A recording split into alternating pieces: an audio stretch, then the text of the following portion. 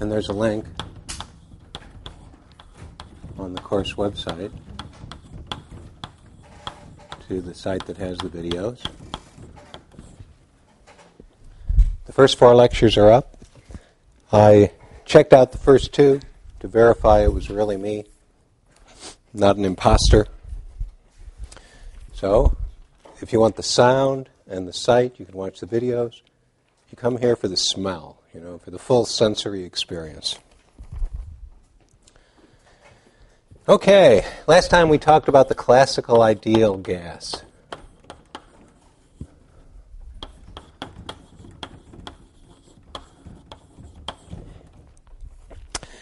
And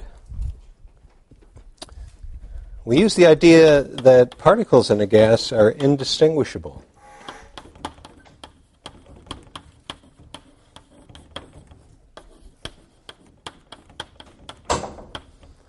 So if we have gas in a box,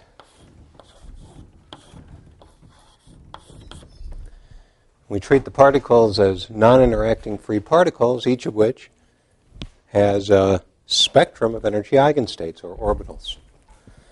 And because the particles are indistinguishable, we can consider the ground orbital, first excited, second, third, etc., all the way up, and specify a state by saying how many particles occupy the lowest orbital, how many the next, and so on. And that completely characterizes the configuration because we don't know the difference between one particle or another. All that matters is how many are in each orbital. So we computed the partition function for an n-molecule gas. That is, we summed over all states the Boltzmann factor, e to the minus energy divided by temperature, energy of the state. And we saw that in a certain approximation, that could be written as 1 over n factorial times something called the quantum concentration times the volume of the box raised to the nth power. Quantum concentration means mass of the particle times the temperature divided by 2 pi h bar squared to the 3/2. It has the dimensions of 1 over length cubed, or concentration. The approximation was to treat the density as low. Concentration, number of particles per volume, of the gas compared to quantum concentration is small. And specifically, we assume that there's only a small contribution to the partition function coming from orbitals that are occupied by more than one particle. The approximation is one in which the number of particles is small compared to the total number of orbitals that are typically occupied. And the 1 over n factorial came from treating the particles as indistinguishable to avoid overcounting the states in which a certain set of orbitals are occupied. If we treated the particles as distinguishable, we wouldn't have the 1 over n factorial. And because typically there will be n orbitals occupied and we don't care which particle is which, we divide by n factorial to get the right answer for indistinguishable particles.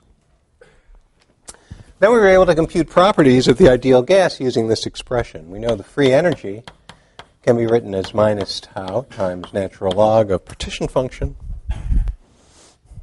And so we could find the pressure as minus partial derivative of free energy with respect to volume at constant temperature, and the entropy as minus partial derivative of free energy with respect to temperature at constant volume.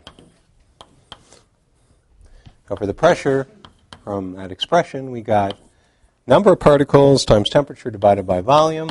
That's the ideal gas law for a classical ideal gas. And for the entropy, we got n times the natural log of quantum concentration divided by concentration, so that's a log of something greater than 1, hence positive, plus 5/2. And we noted when we took the indistinguishability of the particles into account properly, we got an expression which scales linearly with the number of particles. For the average internal energy, the expectation value of the energy, the sum of the energies of the individual particles, we could use the expression tau squared d d tau log partition function. And with that expression for the partition function, we saw that was 3/2 number of particles times temperature. The average energy per particle is 3/2 the temperature. All right, so now, today, we want to talk about another case of a gas of indistinguishable particles. Our goal today is to understand light.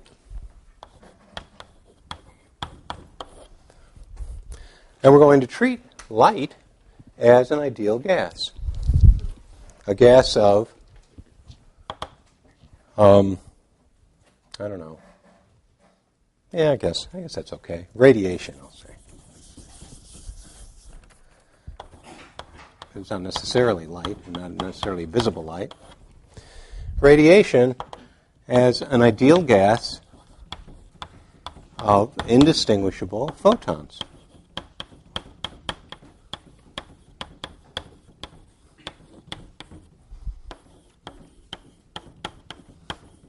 Or the photons are the radiation quanta. And we'll see how to derive Planck's radiation law.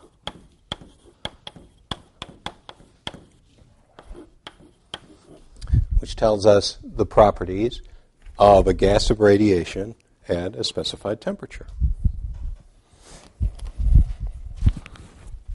So, like we did in the case of the ideal gas, we're going to consider radiation in a box, again at some temperature, so it's in thermal contact with a reservoir. Let's say, just to be concrete, that it's a cubic box like side out, like in the case of the ideal gas. And it's filled with thermal radiation. The radiation is being continually absorbed and re-emitted by the walls of the container, which are maintained at temperature tau. The radiation comes to thermal equilibrium with the walls. And hence, it's a state with temperature tau of the radiation.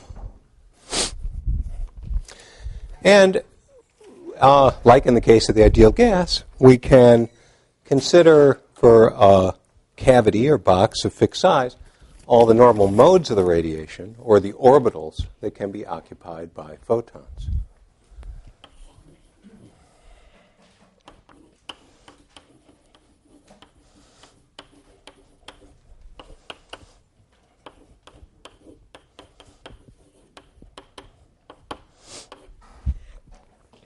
Well, to begin with, let's suppose we just look at one particular mode, which has some definite frequency. And then we're going to have to sum over all the modes in the box to get the answer we're interested in. Well, let's start with one mode. And it has circular frequency, omega.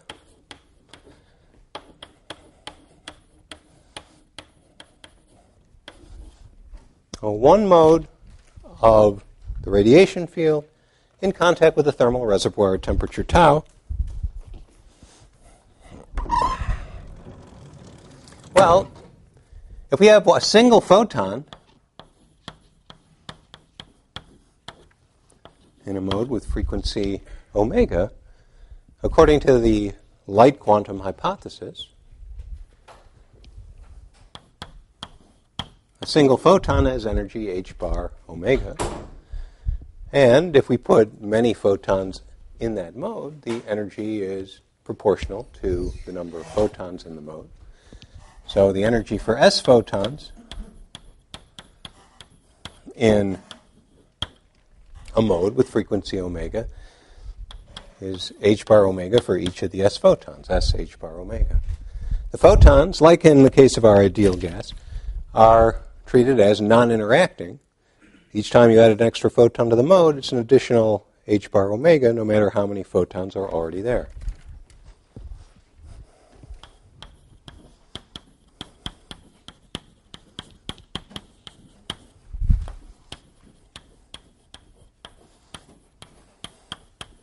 Not precisely true for real photons, but a very, very good approximation, actually. And so, Boltzmann tells us what the probability distribution will be for the number of photons in the mode S at temperature tau. The probability of having S photons in a mode with frequency, circular frequency omega, at temperature tau, is proportional to the Boltzmann factor e to the minus S h bar omega, the energy divided by tau. And then to normalize it, we divide by the partition function for that particular mode with circular frequency omega. That is, the partition function for the mode is the sum over the allowed values of S, which can range from 0, an unoccupied mode, up to infinity, e to the minus S h bar omega divided by tau. Okay. Well, that's just an infinite series. The sum of x to the s equals 0 to infinity, which sums to 1 over 1 minus x, which in this case, x is e to the minus h bar omega over tau, something less than 1. And so I can write the partition function for the mode as 1 over 1 minus e to the minus h bar omega over tau.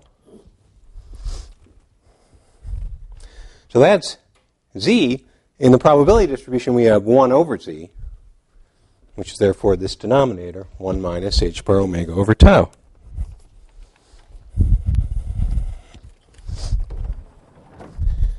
So the probability for a mode with circular frequency omega at temperature tau of having s photons occupying the mode is e to the minus s h bar omega over tau, and then times, to get the normalization right, 1 minus h bar omega over tau.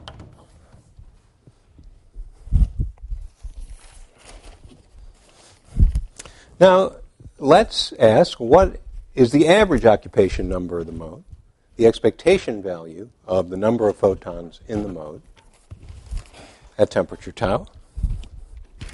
Now, the expectation value for S is just the sum over S from 0 to infinity, S times the probability of occupation number S. And up to, except for this normalization factor, therefore, what we have to evaluate is the sum over S from 0 to infinity of S e to the minus S h bar omega over tau. Well, I can write that as minus derivative with respect to y of sum over S from 0 to infinity e to the minus sy, where y is h bar omega over tau. Because if I differentiate with respect to y, I just get a minus s. But that's just the derivative of the sum of our infinite series, so it's minus d dy, 1 minus e to the minus y to the minus 1. So there are enough minus signs to make your head spin with this one and this one and this one and this one. But anyway, if you keep them all straight, the derivative is e to the minus y over 1 minus e to the minus y squared. I just differentiate with using the chain rule, so I get this to the minus 2 instead of minus 1, and then differentiate the e to the minus y. Get to the minus y and multiply together a lot of minus signs, which gives plus 1. So, when we compute the quantity we're really interested in, which is the mean occupation number of the mode with frequency omega, I had to put in that normalization, 1 minus e to the minus y, multiplying the sum. And then what we just computed from the sum, e to the minus y over 1 minus e to the minus y squared. And so one of the 1 minus e to the minus y's cancel, and this is e to the minus y over 1 minus e to the minus y. And why not multiply numerator denominator by e to the y? So I can write it as 1 over e to the y minus 1. And now let's remember what y is. So mode with frequency omega, temperature tau, the mean value of the occupation number of the mode is 1 over e to the h bar omega divided by tau minus 1. Now that one deserves a box.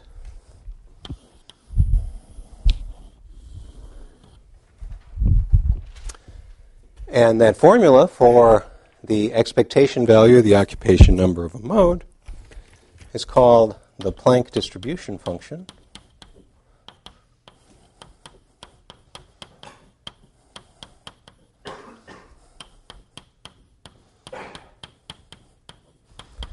The name may seem a little bit confusing because it's not a distribution. It's actually the expectation value of the probability distribution for the occupation number.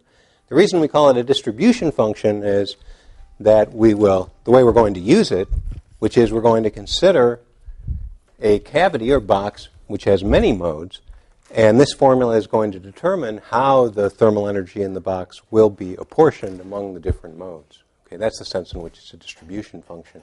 If I consider many modes, it tells us how the energy is distributed among the modes. Yeah? When you say among modes, you mean among Different omega, right. Right. Now there are two limits of special interest of the Planck distribution formula. So just write it again. It's equal to 1 over e to the h bar omega divided by tau minus 1. So I can consider the low temperature limit. When the temperature gets small with omega fixed, small means small compared to h bar omega, then the exponential becomes a large number. It dominates the minus 1. So I can approximate this by e to the minus h bar omega divided by tau as the temperature gets small, or if you like, as tau over h bar omega gets small, to express it in the form of a dimensionless number being small. So when the temperature gets low compared to h bar omega, the expectation value is close to 0. With high probability, the mode is completely unoccupied. And with much lower probability, it's singly occupied, even lower probability, doubly occupied. Now, the expectation value for S is close to 0. And on the other hand, I can consider the opposite limit of high temperature. And when the temperature is high, that means that we can expand the exponential in a power series, 1 plus h bar omega over tau plus higher order. And we subtract away the 1, so I have h bar omega over tau in the denominator plus higher order terms, and invert it to get tau over h bar omega. So this becomes tau over h bar omega when the temperature, or that is when tau over h bar omega gets large. So when the temperature is large, the mean occupation number is large. It increases linearly with the temperature. Likewise, we can ask about the energy stored in the mode. So the energy has the same distribution function except for a constant of proportionality, h bar omega. The occupation number is S. The energy is h bar omega S. So the expectation value of the energy is just h bar omega times the expectation value of the occupation number. That is h bar omega divided by this denominator, e to the h bar omega over tau minus 1. And so I can just multiply our previous answer by h bar omega to see what the limiting behavior is. So we have h bar omega times the rapidly decaying exponential when the temperature gets small. And when the temperature is large, the h bar omega in the numerator cancels this 1 over h bar omega, and so it becomes just tau as tau goes to infinity. So the limit of high temperature, where the temperature is large compared to the energy of a single photon, h bar omega, is in a sense a classical limit.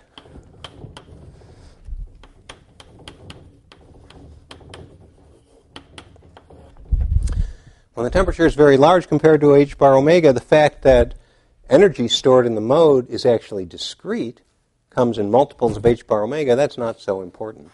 H bar drops out of the problem, and we conclude that the energy stored in the mode on average is just given by the temperature. There's no h bar in the game anymore. Okay? So that's a result that a classical physicist could easily understand.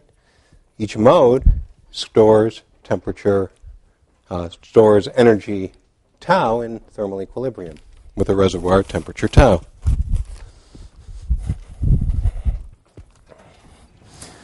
Okay, so now let's return to the task that we're really interested in.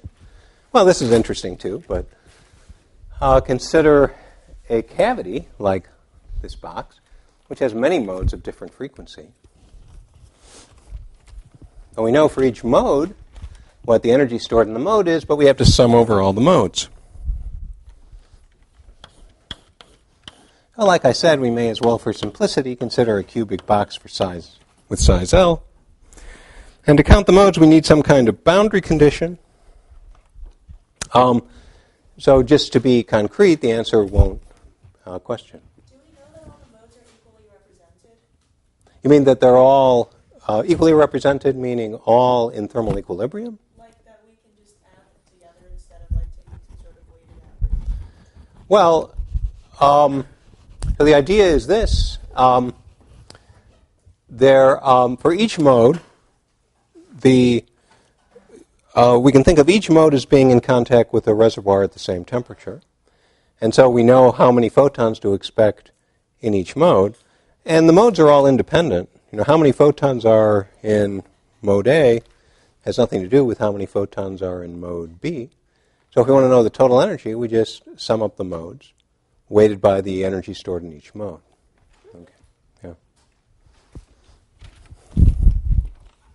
It's important, actually, and this may be why you're asking the question, that the photon number is not a conserved quantity. We can get, we could start out with an empty box at zero temperature, and then when we heat up the box is supposed to fill with photons. Where do all the photons come from? Well, they're emitted by the walls of the box. There isn't any conservation law that tells us that the number of photons after we heat it up has to be the same as the number of photons before we heat it up. Hotter and hotter means more and more photons in the box. Different than our ideal gas, where we were able to fix our classical ideal gas, that is, discussed last time, where we fixed the number of particles and that couldn't change when we changed, say, the volume or the temperature. Maybe that's important enough to write down.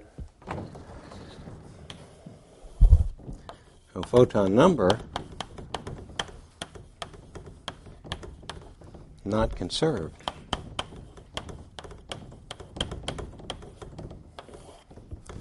So total number of photons not fixed. Okay. So, well, you know how to find the normal modes in a box. That's Physics 12a stuff. So we consider solving the wave equation for electromagnetic radiation in a box. Gradient squared minus 1 over c squared, second time derivative of the electric field is equal to 0. Similar equation for the magnetic field, but let's stick with the electric field. So we know that if we have, well, let me just write down what the modes are, and then I'll explain why it's the right answer. I'm going to consider the boundary condition in which, at the walls, the parallel electric field parallel to the wall is equal to 0. That's the appropriate boundary condition for conducting walls, right? Because you can't have an electric field along the plane of the wall if it's a conductor. And so the normal modes, which have a specified wave number k and frequency omega, can be chosen to be, we have x, y, and z components of the electric field. And so there's some amplitude. And then I'll write the electric field in the x direction as a function of x, y, and z as cosine kxx, sine kyy, sine kzz. For the electric field in the y direction, some amplitude, EY0, times sine kxx, cosine kyy, and sine kzz, and the electric field in the z direction and an overall amplitude times sine kxx, sine kyy, and cosine kzz. And I want to impose the condition that, for example, Ex should be equal to 0 at either y or z equals either 0 or L. Okay, so the if I, let's see, consider this to be x, y, and z, at y equals 0 or L, I'm on the left or right side of the box, and I don't want to have any component of the electric field in the x direction, and so I require this condition. And similarly, at the top and the bottom of the box, where z is equal to 0 or L, there should be no component in the x direction. And that means that I want the sign to vanish for both y equals 0 in L and z equals 0 in L. So the allowed values, and of course there's a similar condition on kx coming from the requirement that ey and ez vanish where they're supposed to. So the allowed values of kx, ky, and kz will be kx times L should be an integer multiple of pi. Call that nx. And similarly, for ky times L and kz times L. And there's another condition that we need, which is the Maxwell equation that tells us, since there's no charge inside the box, it's just empty space filled with photons, that the divergence of the electric field is equal to 0. And that's why I chose this form, where I had cosine, sine, sine, sine, cosine, sine, sine, sine, cosine.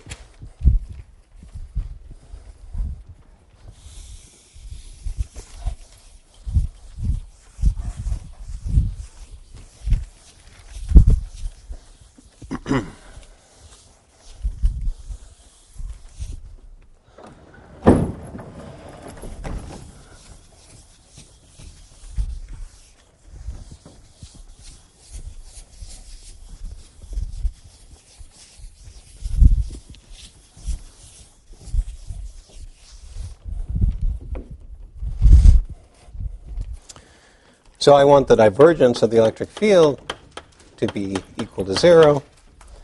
And so when I take the x derivative of Ex, the cosine becomes a sine, and I bring out a kx.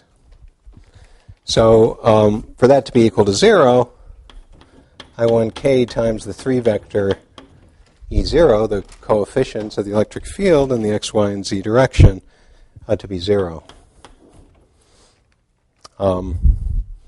And so that places one condition on the three numbers, EX0, EY0, and EZ0.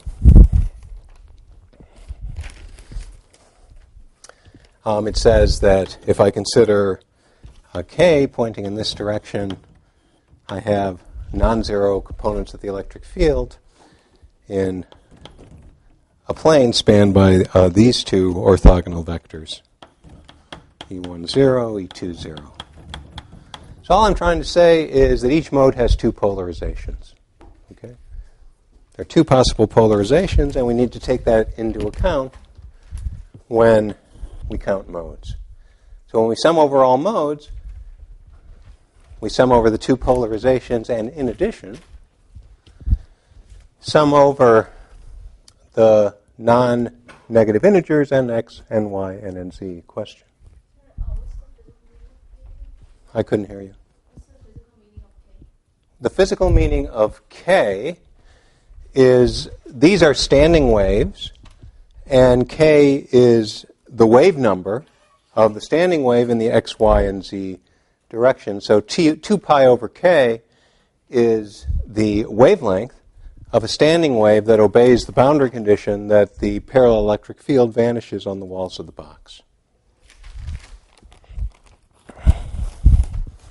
So when we sum over modes, we have a factor of 2 because of polarization.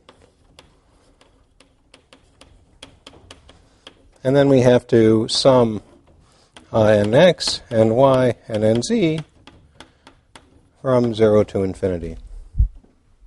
Question? So each separate mode counts as each polarization counts as a separate mode? Right. Because they're two independent degrees of freedom. So, there are two different kinds of photon. Or in other words, I want to count all the possible states of the photon. And for each choice of kx, ky, and kz, there are two possible modes, two different polarizations. And they can, they have independent occupation numbers, and I need to sum over both. But since since they have the same energy, I'm just pulling that out of the sum and saying, when I sum over the wave numbers, I should remember to include a factor of 2 to get the right answer, because there are two polarizations. Okay? Okay. So now, like we did in the case of the ideal gas, we can consider the box to be very large.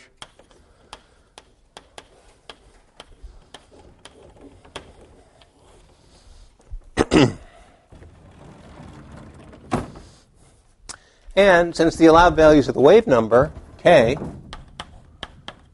we now know to be pi over L times nx, ny, and nz. When L is very large, summing over nx, ny, and nz is like integrating over the three components, kx, ky, and kz, from 0 to infinity for the wave number. So I can replace 2 times the sum over the ends by 2, again from the polarizations, L over pi, and I get 3 powers of L over pi, since I've converted each one of 3 sums to an approximation to an integral. So now I'm integrating kx, ky, and kz from 0 to infinity. Actually, I can extend the integrals from minus infinity to infinity. That just means I'm overcounting the x, y, and z wave numbers by a factor of 2, which I can compensate by dividing by 1/2 3 times. So I can write it as 2 L over pi cubed 1/8 integral for each of the 3 components of the wave number from minus infinity to infinity. And I can also write that as an integral in spherical coordinates. The frequency, which is going to determine the Boltzmann factor, is, I guess I forgot to say, actually, that the wave equation tells us that omega squared is equal to k squared c squared.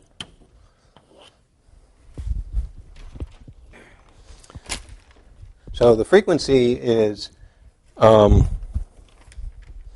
omega is equal to the magnitude of the 3-vector k times c. And since the energy doesn't depend on in what direction the wave number is pointing, I can integrate over the shell with a fixed value of the magnitude of k. And so I have 2 L over pi cubed 1/8. And then now I'll integrate over the magnitude, which I'll call k. And there will be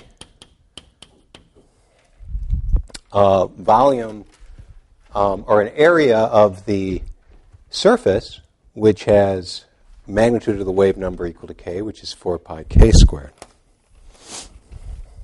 So when I'm summing over all the modes, including the factor of 2 for normalizations, I've got an 8 from the 2 and the 4 and a 1/8 here. I've got a pi here and a 1 over pi cubed here.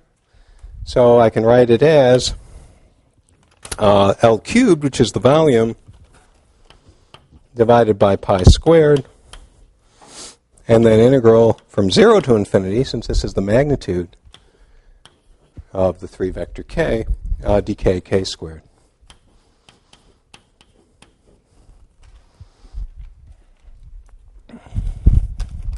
So now, we know how much energy is in each mode. There it is. And we know how to sum over all the modes. It means doing this integration over k weighted by k squared times a factor. And so I can compute for the radiation gas in a cavity with volume L cubed the total energy stored in the radiation.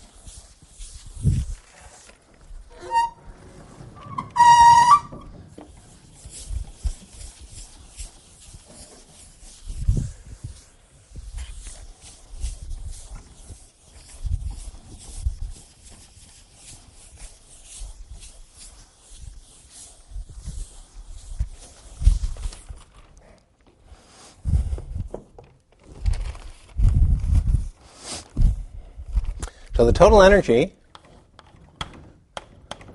so this is radiation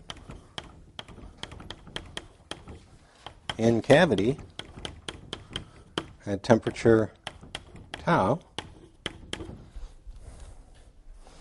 is equal to volume, L cubed, divided by pi squared, integral dk k squared. And now I have to put in the expectation value for the value of the energy stored in the mode, which has wave number k.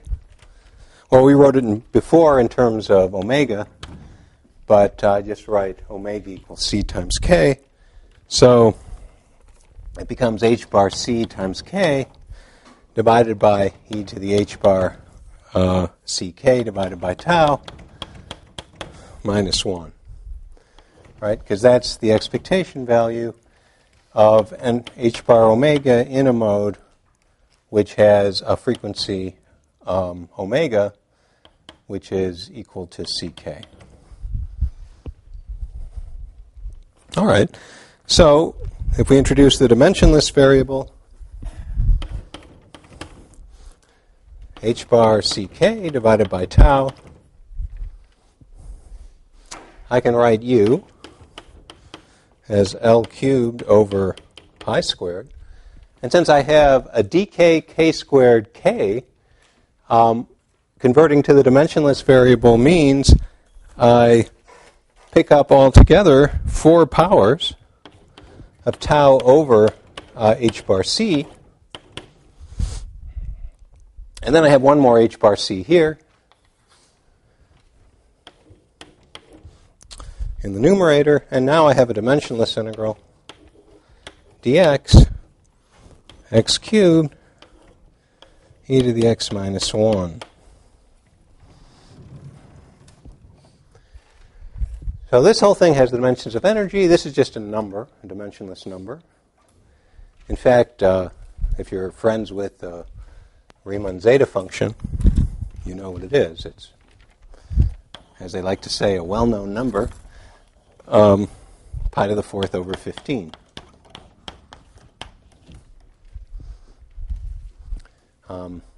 It's 6 times the Riemann zeta function at 4, actually. What was the question?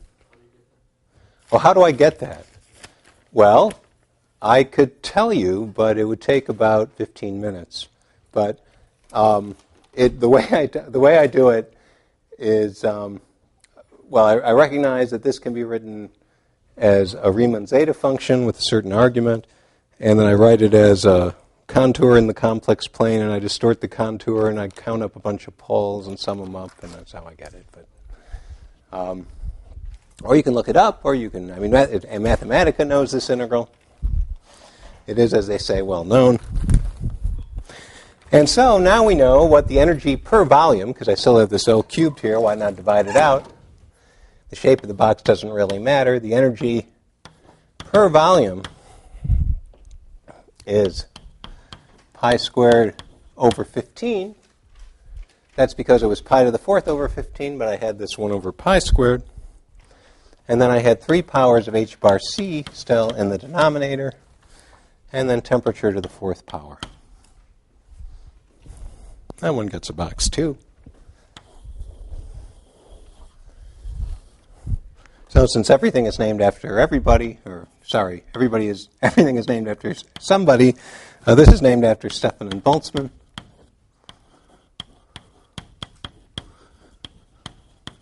Radiation law.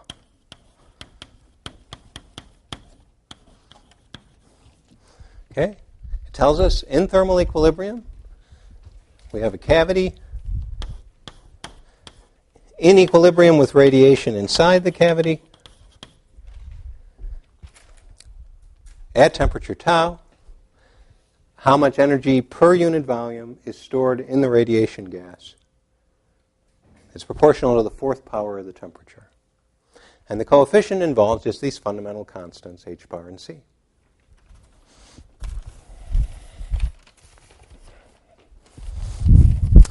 Sometimes one writes this integral as an omega integral instead of a k integral. So just so we're familiar with that way of describing things, I could, of course, also have written the energy per unit volume as an integral over omega. If I come back to my integral over k, I just strategically insert powers of c to turn the k's into omegas. And so I can write this as h bar over pi squared c cubed omega cubed e to the h bar omega over tau minus 1. So I can write it, in other words, as the integral d omega of some function, which I'll call u sub omega. U sub omega is called the spectral density of the radiation.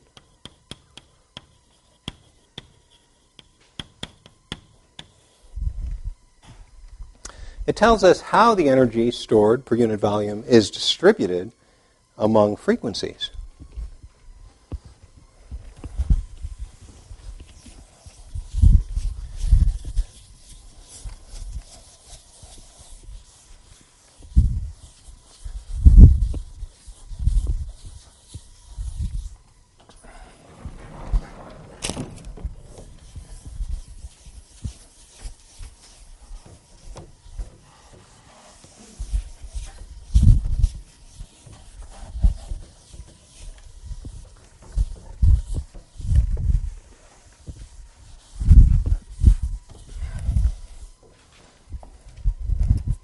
So in other words, u omega d omega is energy per volume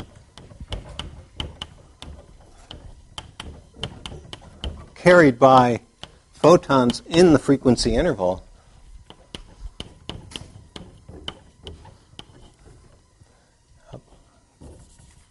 omega to omega plus d omega.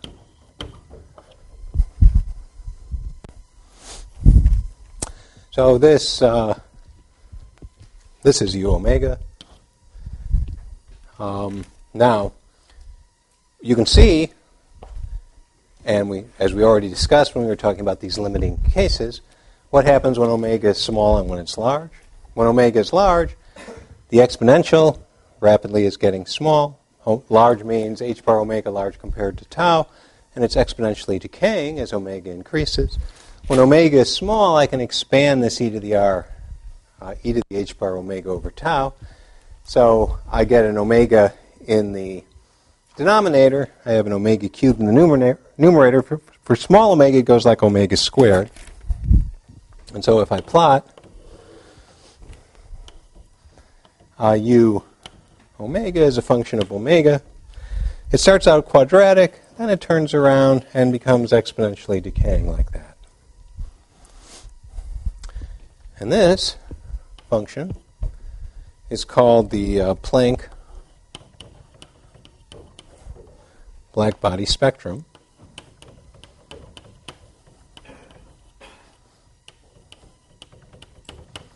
It tells us how the energy per volume is distributed as a function of frequency. So its peak is up here. That peak actually occurs, as you can see, by asking where u omega has a vanishing derivative as a function of omega.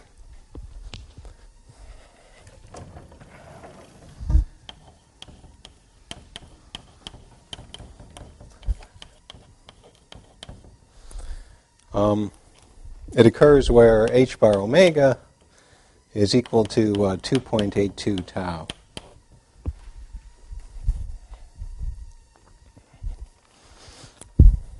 The behavior for low frequency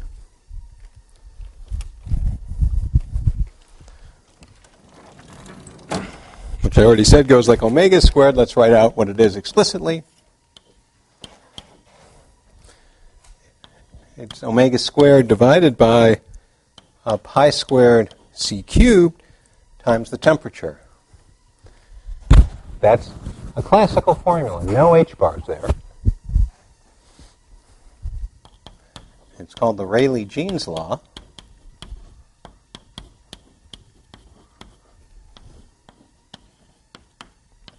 And it's really what classical physics predicts for how much energy per volume would be stored in the electromagnetic field in a frequency band from omega to omega plus d omega at a specified temperature tau. As you can see, it increases rapidly, well, quadratically, with frequency. So if this were the whole story, if quantum physics never kicked in, if we use the classical formula all the way up to arbitrarily high frequency, then the result would be rather catastrophic. The integral u omega, I'll call it classical, d omega, would diverge. We conclude that in thermal equilibrium there would be an infinite amount of energy per unit volume in a cavity. So that in this case, it's not named after somebody, but because it's a catastrophe, it's called the ultraviolet catastrophe.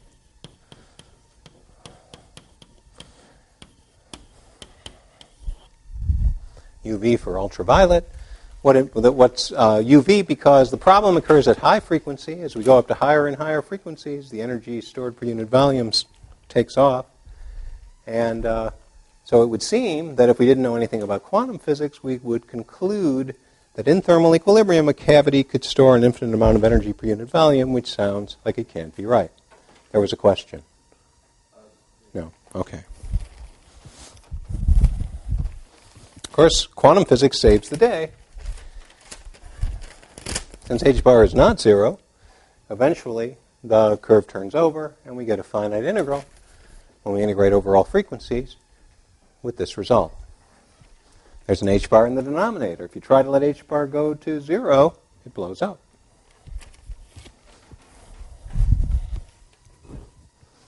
Okay.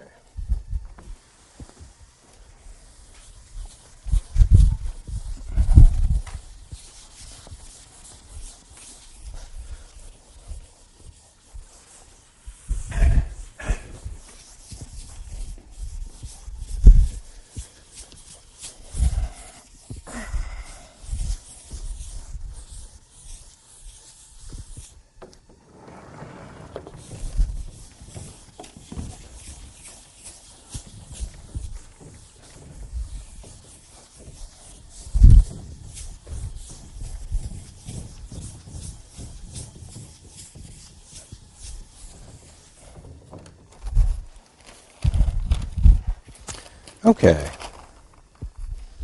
So, why do we speak of a black body? Suppose I have a box.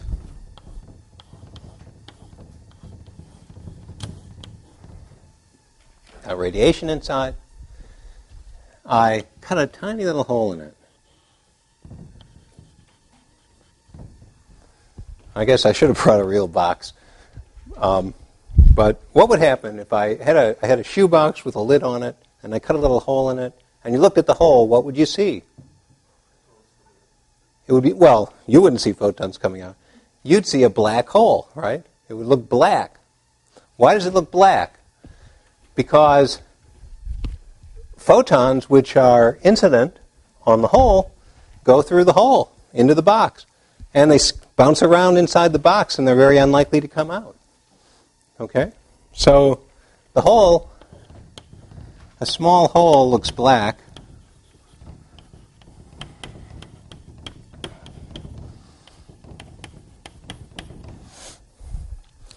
And what we mean by black is that it absorbs the radiation that's incident on it. Light that shines into the hole doesn't come out again.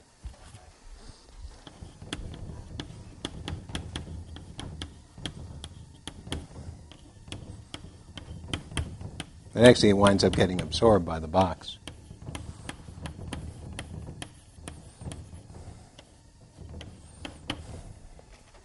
But as has already been anticipated, there is light coming out of the box. It's just that it's not light that our eyes can see. At what rate is light coming out of the box? I've got energy U over V per unit volume in the box. When I cut a little hole, some of that radiation does spill out. I'd like to know at what rate does energy per unit area of the hole and per unit time get emitted through the hole. So the question is, what is flux? That is the energy per area and time emitted through the hole.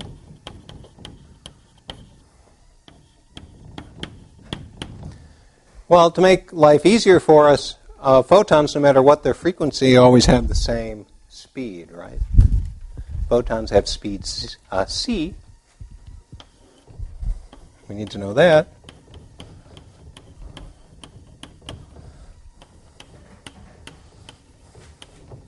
We also know the radiation is isotropic.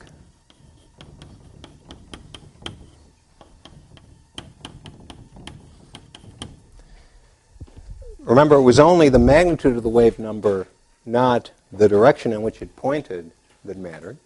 All wave numbers with the same magnitude have the same occupation number. So, in any unit of solid angle, the amount of radiation, being emitted through that solid angle at any time per unit time doesn't depend on the direction. So here's the sphere, and I go somewhere inside the box and look at a little cone, and the amount of energy coming out of the cone is proportional to the solid angle subtended by the cone, but it doesn't depend on the direction. So the amount of the energy per solid angle,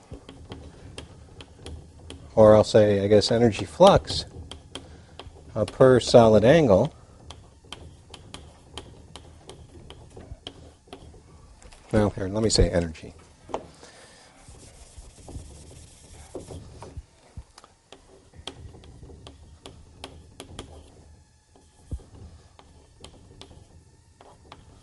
Is the total energy per unit volume, energy per solid angle and volume.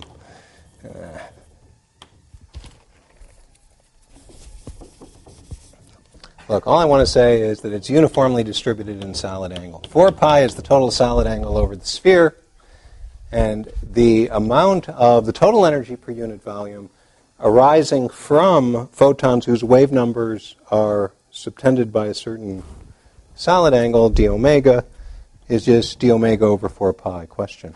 What is solid angle? I've been confused about it before. Okay, it's the fraction of the surface area on the unit sphere. So if I consider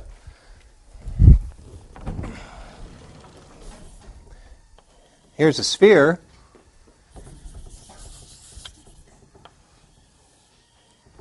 Let's say it has radius 1. Here's some region on the unit sphere, and consider the total area of that region, and that area divided by the total area of the unit sphere, which is 4 pi, is the solid angle. We're calling this omega? Yeah, by d omega I meant a small element of solid angle, and it means area on the unit sphere. And dividing by 4 pi, because when I integrate over all solid angle, I get 4 pi, and this becomes 1. Is that clear?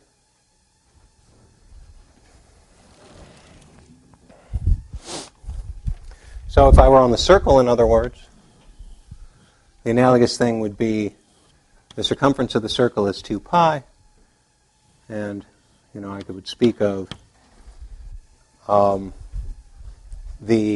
fraction of 2 pi associated with, the analogous thing to d omega over 4 pi would be d theta over 2 pi. Theta is the amount of length on the unit circle, and so the fraction of the total circle associated with d theta would be d theta over 2 pi. When I integrate it over the circle, I get 1. This is the analogous thing. But instead of integrating over the arc length, I'm integrating over the area on the sphere. Okay? Okay. So, at what rate is energy coming out through a little hole? Now here's the hole, and there's consider a little box behind the hole. Photons in time dt are being emitted from a volume that contains a certain amount of energy, because we know what the energy per unit volume is, and they're coming out at a rate which depends on the speed of the photons in the following way. The amount of energy being emitted is equal to the total amount of energy per unit volume, and then times this volume of inside the cavity, which contains the photons that are going to be emitted in time dt. So that is c dt. But there's another factor that I have to include, which is cosine theta, where by theta I mean the angle that the direction of the photon is making with respect to the normal to the hole, because it's only the component along the normal to the hole which determines how rapidly the photon is approaching the hole and passing through it. Okay? So the photons which are going right at the hole,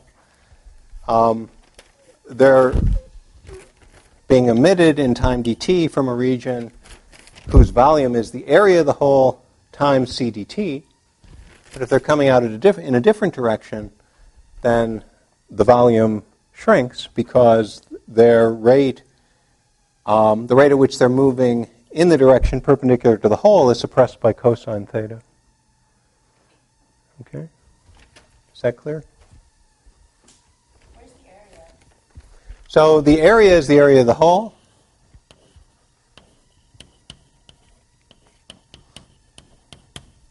So first consider the case where the photons are coming, they're perfectly collimated, they're heading right for the hole. Then in time dt, how many photons come out? Well, it's the total number of photons per unit volume times a volume, which is the area of the hole times distance c dt. because that's the distance that the photons travel in time dt. But if the photon is actually making an angle theta with respect to the normal to the hole, then the rate at which they're making progress towards the hole is suppressed by cosine theta. Okay? So the volume containing the photons that come out in time dt is correspondingly shrunk by the factor cosine theta.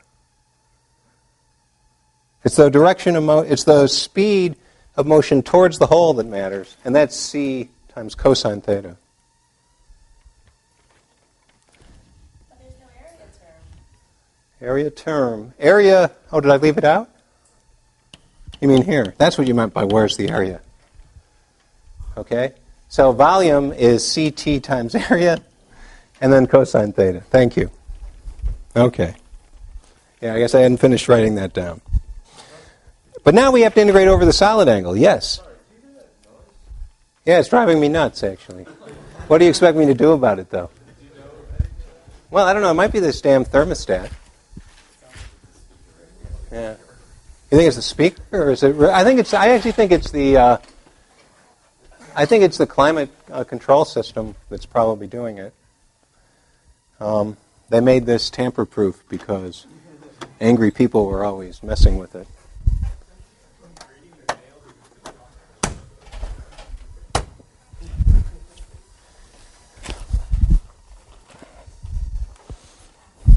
Good question.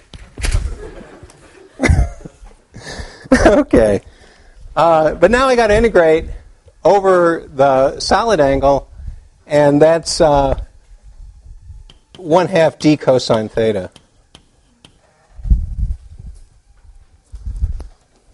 That's the solid angle associated with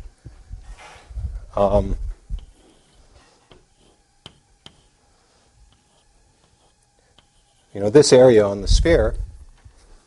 It's 1/4 pi, then 2 pi for the azimuthal angle, and then sine theta d theta, which is d cosine theta. Okay. So 1/4 pi, 2 pi from integrating the azimuthal angle over the circle times sine theta d theta. So I got to integrate this d cosine theta, but I only integrated over positive values of cosine theta because we're only interested in the photons that are going towards the hole, not the ones that are coming in the hole. The ones that escape, not the ones that enter the cavity. So what we get for the flux, which is the flux divided by the area and the time, J equals flux, equals the energy being emitted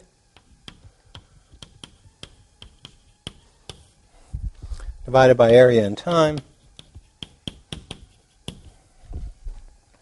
is, I'm going to get rid of this, so it won't be in the way, is u over v times c divided by dt to get the time down here, and then I have to integrate from 0 to 1, 1/2 d cosine theta, cosine theta. Now the 1/2 d cosine theta is from integrating over solid angle. I'm integrating from 0 to 1 because I only want the particles that are moving forward towards the hole. And then cosine theta because the component of the speed of the velocity moving towards the hole is suppressed by cosine theta. So that integral is 1/4. So this is 1/4 c u over v. So the 1/4 is a geometric factor. The rest of it is obvious. It's the energy per unit volume times the speed of the photons, which determines how fast radiation is spilling out of the hole. So if we put that together with our expression for u over v, which we calculated here,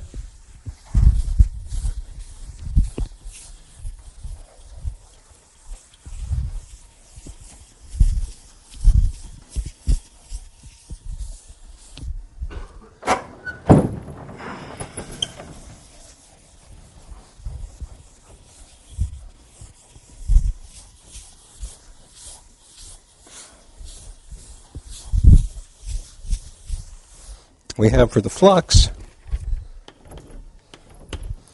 pi squared over 60 now, because we divided by 4, an extra factor of c, which turns 1 over h bar c cubed into 1 over h bar cubed c squared times tau to the 4th.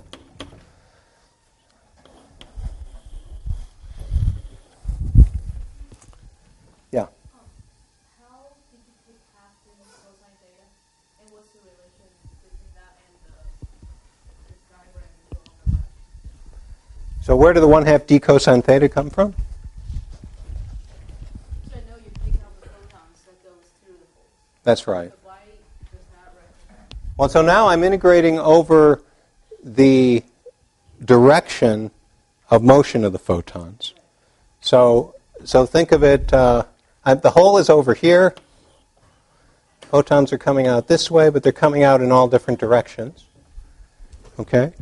And so that total energy is distributed over a solid angle by 1 over 4 pi d omega. So what does d omega mean? It means the area on the unit sphere. And we calculate it this way. We look at a little ribbon on the sphere, and it has this angle is theta. The angle going around this way is omega.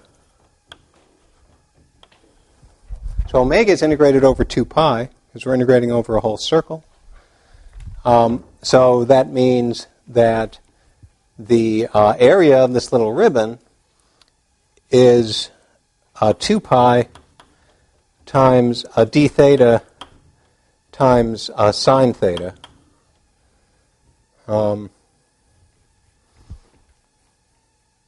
Is that right?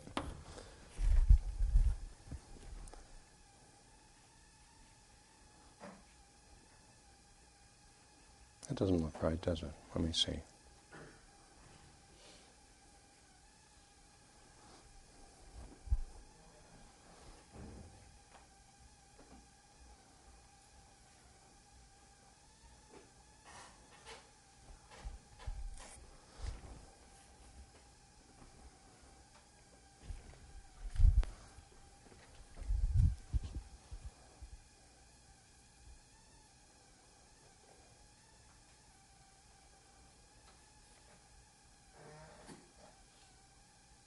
Oh, I see. Yeah. So I'm. So I actually, in a way. No, I guess that's right.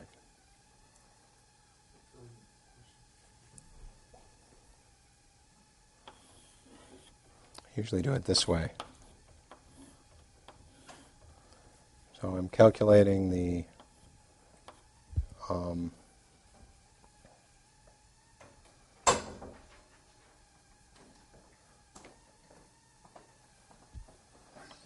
Draw that arrow to the center of the sphere. Yeah. Yeah, and define the theta that way. You mean like that? Yeah, there you go. Right. That's right. Okay. That's what I meant. So when we change theta a little bit, the question is how much does this change? It's just like we do the same thing on the circle, right? And so we want to relate the width of the ribbon to the change in theta. And there's a geometrical factor of sine theta when the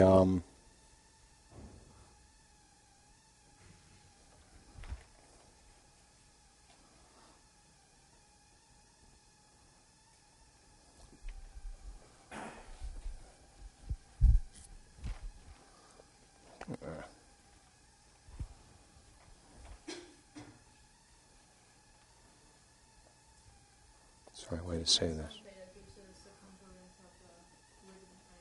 Sorry? Yeah.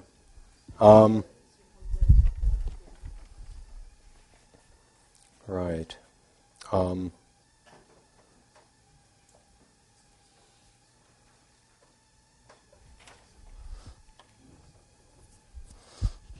Shoot.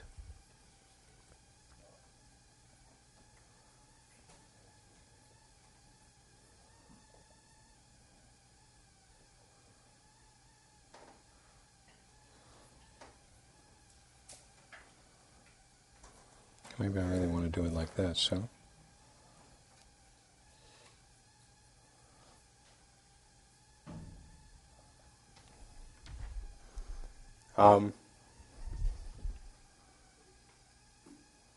Well, anyway, I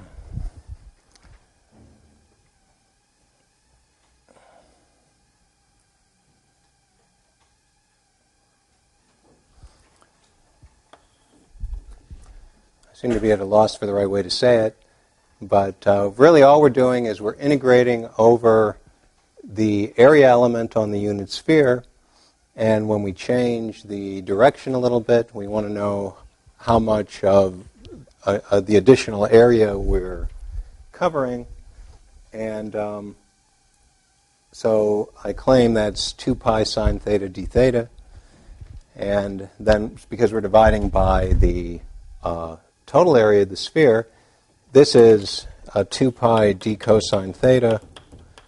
If we integrated it from minus 1 to 1 to cover the whole sphere, we would get 4 pi.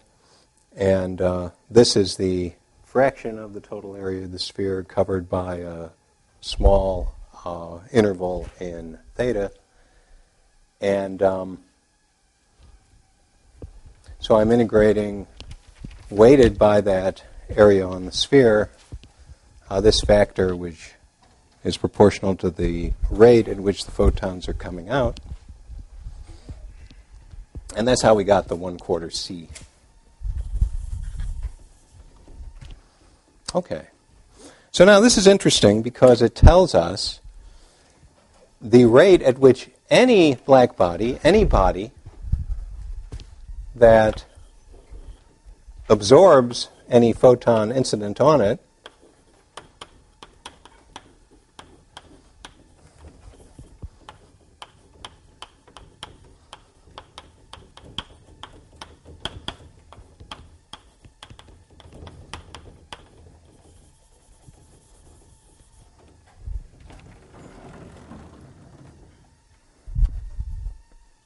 the rate at which it emits radiation from its surface per unit area.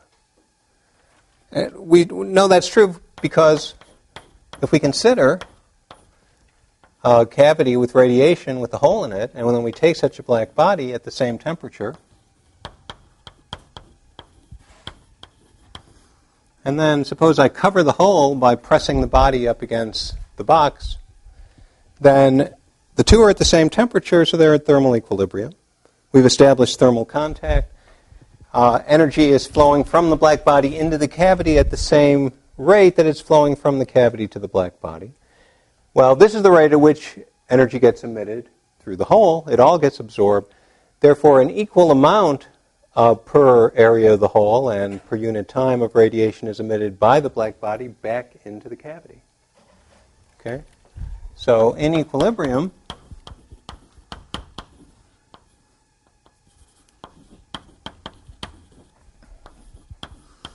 the body emits and absorbs at same rate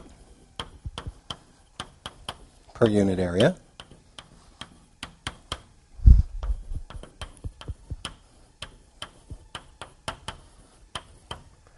So hence emits a flux J, which is some constant I'll call sigma b times tau to the fourth. Sigma b is called the Stefan-Boltzmann constant.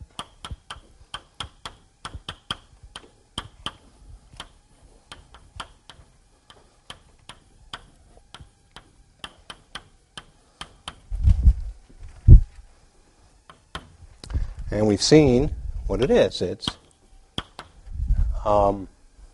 pi squared over 60, 1 over h bar cubed, c squared.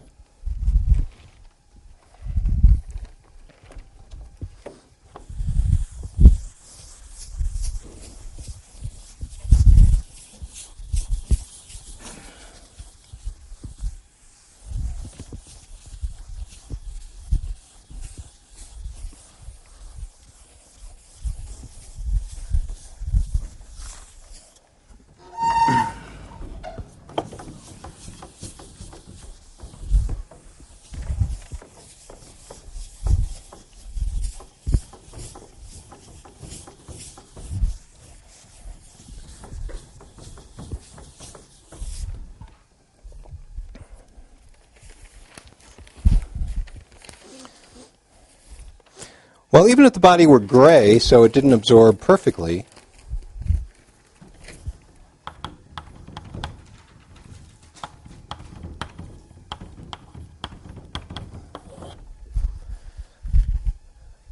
suppose instead that it absorbs a fraction A of incident radiation,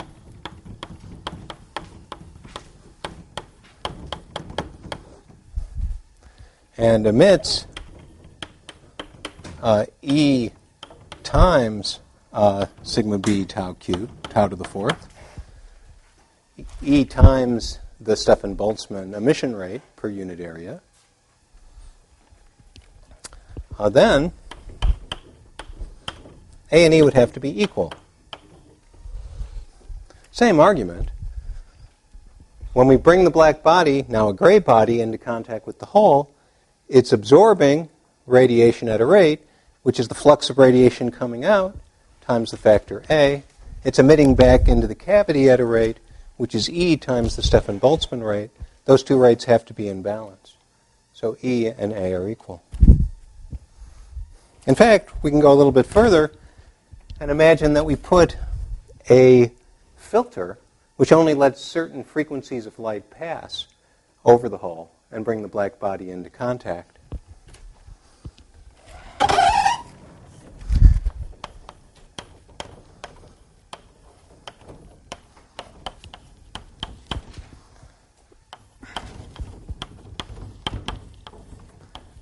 We only allow frequency in interval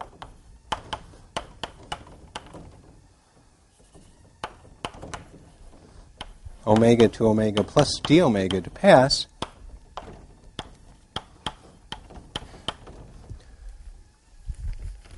through the filter. And then we can speak of the absorption as a function of omega. If the fraction absorbed is a omega d omega, and the fraction of the Stefan-Boltzmann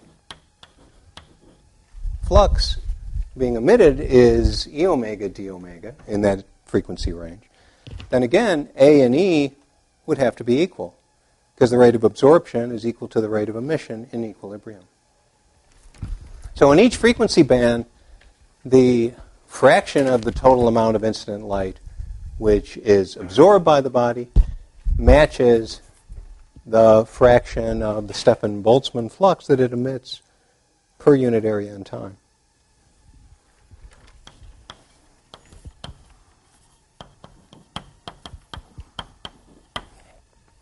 That one is called Kirchhoff's law.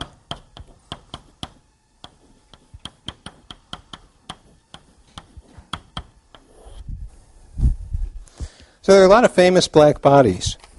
So name me a black body.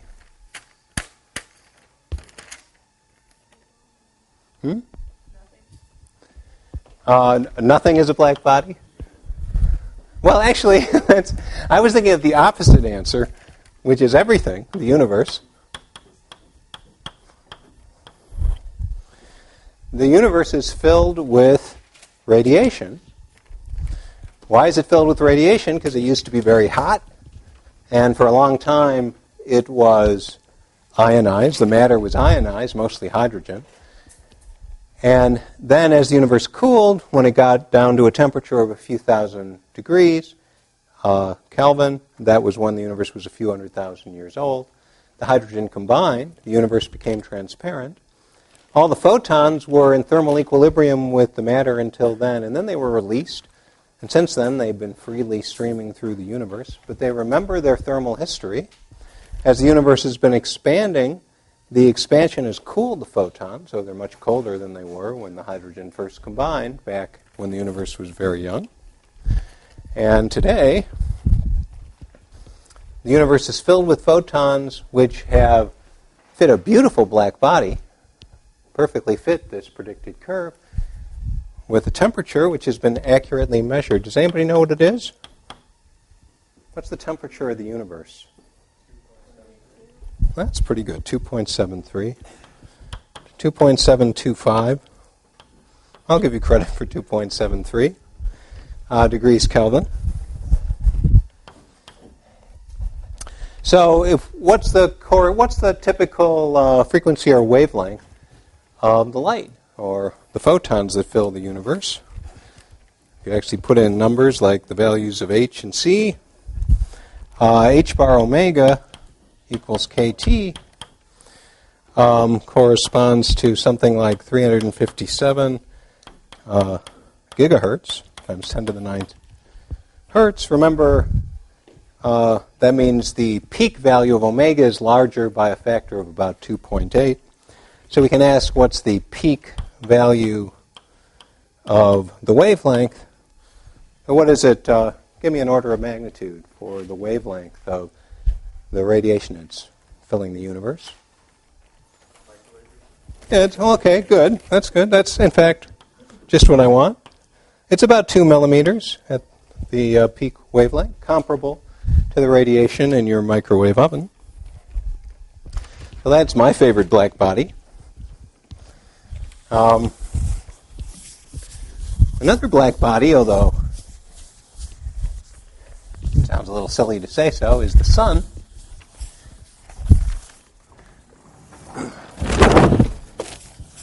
Maybe I shouldn't be erasing this.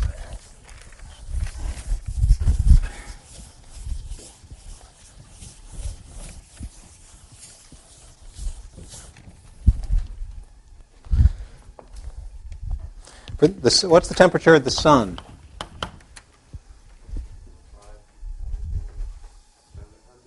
Oh, that's pretty good. About 5,785 degrees Kelvin. And it doesn't fit the black body curve quite as beautifully as the universe. Why not? Absorption lines, right. There's a lot of stuff near the photosphere, the surface of the sun, elements that absorb at characteristic frequencies, and so there's some gaps in the black body spectrum. Of course, when we look at the sun, we went outside and looked at the sun, we wouldn't see exactly what the sun emits as a function of frequency. Why not? There's atmosphere in the way. Atmosphere is in the way, and the atmosphere actually absorbs bands of frequency, causing big gaps.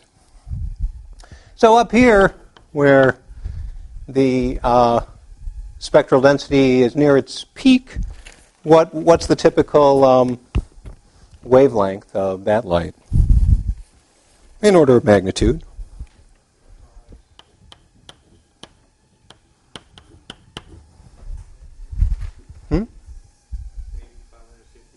Yeah, I don't know. That's what I thought too, but I got 880 nanometers, which is a little bit longer than outside the visible spectrum. But that's for the peak, and of course a lot of the spectral density is in the visible region, which is why our eyes evolved that way. Of course, there's also enough radiation out on the high-frequency tail that when you go outside, you should do what? Put on sunscreen, because that ultraviolet radiation can burn you. All right, how about another black body? You. What's your temperature? 37 is your internal temperature. Typical skin temperature, maybe 33 degrees Celsius, if you're not wearing any clothes. So let's imagine we're all in the room naked, and we're emitting black body radiation. And at about what rate? If I took your body and I integrated, there you are, if I integrated the black body radiation that you're emitting over your surface area, I got the total amount of energy per unit time, power, being emitted from the surface of your body. What number would you expect to get in order of magnitude? Like 2,000 calories a day. Yeah, well, actually, that's right. It's about, what is it in watts? About 100 watts, right. And one way to calculate it is to, you eat something, you guys probably eat more, but maybe 2,500 food calories a day, each of which is something like 4,200 joules, and and multiply that by divide that by the number of seconds in a day, and you get about 100 joules per second. Of course, you're using that energy when you go to the gym and when you do your Physics 12 homework, but mostly you're just radiating it away. It's sad to say, but most of the donut you ate for breakfast is just being radiated into the room. And so what's the typical wavelength of the light that you're emitting? Right, it's something like, 20 microns maybe. Because you're about 100 times, since you're emitting at about 300 degrees Kelvin, you're something like 100 times hotter than the universe and about 20 times cooler than the sun. And so your wavelength is something like 20 times longer than where the sun likes to emit. So if we could see 20 micron radiation and we were all naked in the room, everybody would be glowing like a light bulb at about 100 watts, except the room would, even when you weren't in the room, it wouldn't be completely dark because you're not that much hotter than the room. So if I looked at the walls, I'd see the walls glowing as well. But when I looked out at you, each one of you would look like a bright light, a beacon emitting infrared radiation. And if you tried to hide from me and turned off the lights, as long as I had my infrared goggles, I'd be able to see you emitting that 20 micron radiation. Boy, an hour and a half goes by fast, doesn't it? Okay. So that's good. And next time, we're going to again count up all the energy stored in a gas of quanta. This time we did photons. Next time we'll do phonons in order to understand the heat capacity of solids.